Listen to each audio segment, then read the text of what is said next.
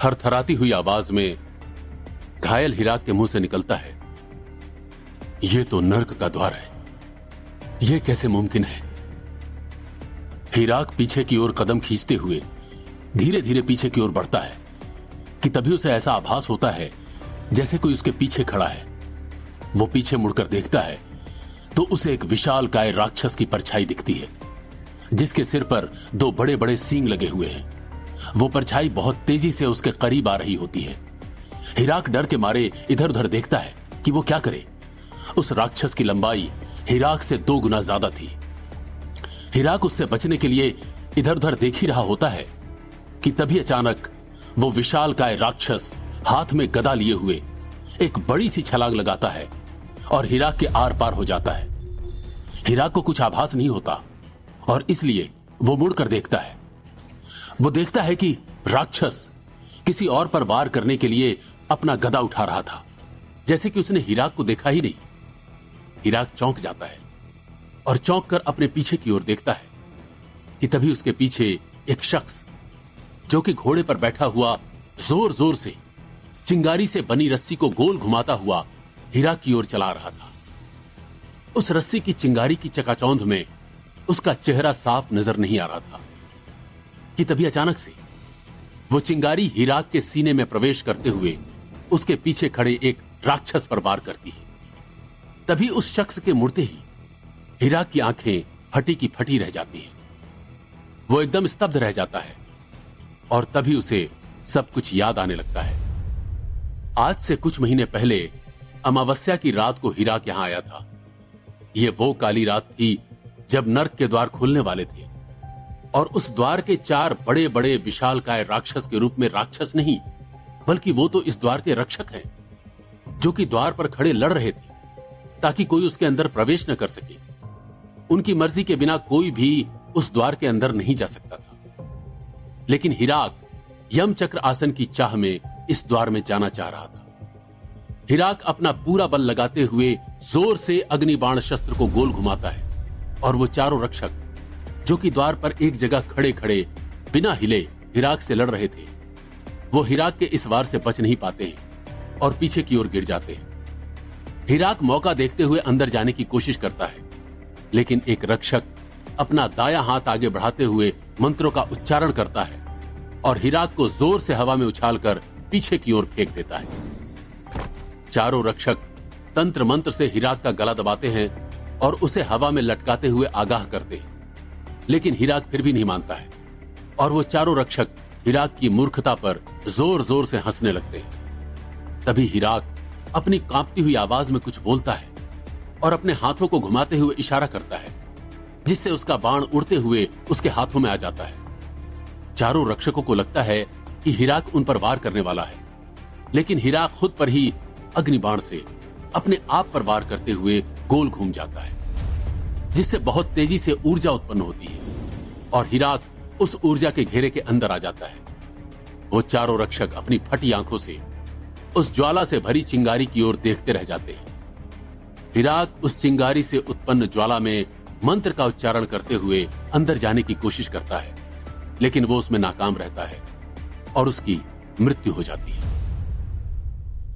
हिराक को होश आता है और उसे सब कुछ याद आ जाता है कि वो अपने पिछले जन्म में बहुत बड़ा योद्धा था और उसे कई युद्ध कलाएं आती थी, जैसे मेघ संभरासन। ये एक शस्त्र विद्या है जिसके माध्यम से आप हवा में तैर सकते हैं। ये कला हिराक ने घोर तप से मेघ के देवता से सीखी थी। दूसरी सबसे बड़ी कला पवन चक्र मुद्रा।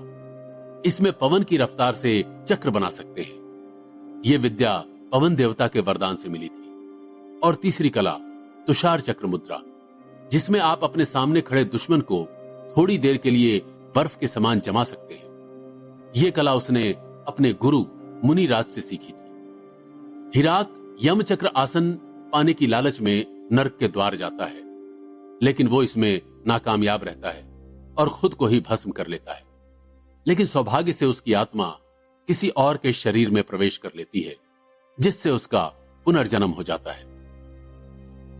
हिराक नेपाल नामक साम्राज्य में अपने पुराने नाम से पुनर्जीवित होता है, जहां पहले से ही युद्ध कला, शास्त्र और आध्यात्म का समावेश था।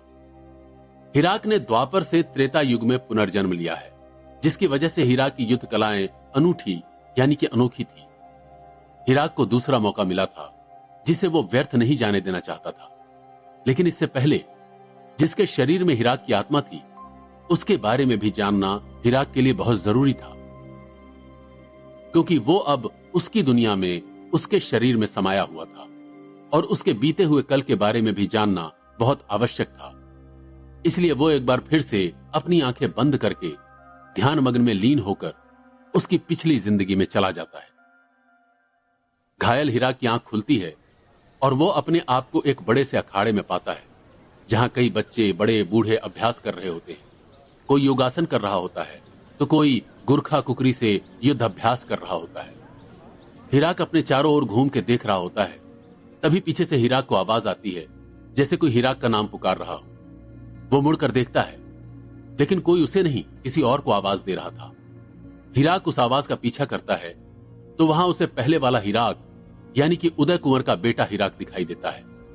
वो योद्धा हिराक अपने समय का एक मशहूर परम योद्धा था, जो कई सालों से यह खिताब जीत रहा था, और वो एक बार फिर से परम योद्धा बन जाता है और वहां सब उसके नाम की जय जयकार कर रहे होते हैं। वहीं राजा भौर कुंवर, जो कि उदय कुंवर के पिता भी हैं, मौजूद हैं। वो खुशी से सभी को ऐलान करते हैं कि 3 साल लगातार परम योद्धा बनने की खुशी में योद्धा हिराक को एक बड़ी उपाधि से नवाजते हैं और तीनों राज्य कांतिपुर, भारगांव और पाटन का महारक्षक बनाने की घोषणा करते हैं। यानी कि सारे युद्ध के अखाड़े और सारे योद्धा हिराक के नीचे रहेंगे। वहीं खड़ा राजकुंवर, जो कि उदय कुंवर का बड़ा भाई था, और उसके दोनों बेटे बाला और आवेश, ये सब नजारा देखते हुए गुस्से में आग बबूला हो रहे थे। और हिराक को इतनी बड़ी उपाधि मिलते देख वो अपने पिताजी को आगाह करते हैं कि अगर ये इसी तरह से आगे बढ़ता रहा तो हमारे लिए भविष्य में खतरा बन सकता है और नेपाल के तीनों राज्य पर राज करने का सपना बस सपना ही रह जाएगा।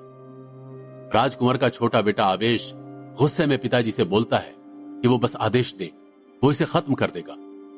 राजकुंवर कुछ नहीं बोलता, बस अपनी हामी में सिर हिलाता है और वो तीनों वहां से चले जाते हैं। हिराक के घर पर स्वागत की तैयारी हो रही होती है। वहां सभी लोग मौजूद हैं। अमर कुंवर और उनकी बेटी रोहिणी भी वहीं है।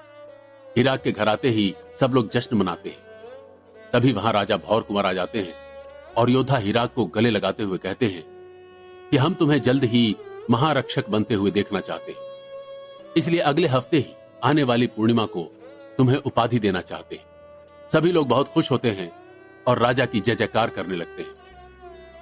राजा भौर कुंवर योद्धा हिराक को कुछ अकेले में बात करने ले जाते हैं और उसे वहां अपने मन की दुविधा बताते हैं कि वो राजकुंवर को कभी भी तीनों राज्य पर कब्जा नहीं करने देना चाहते।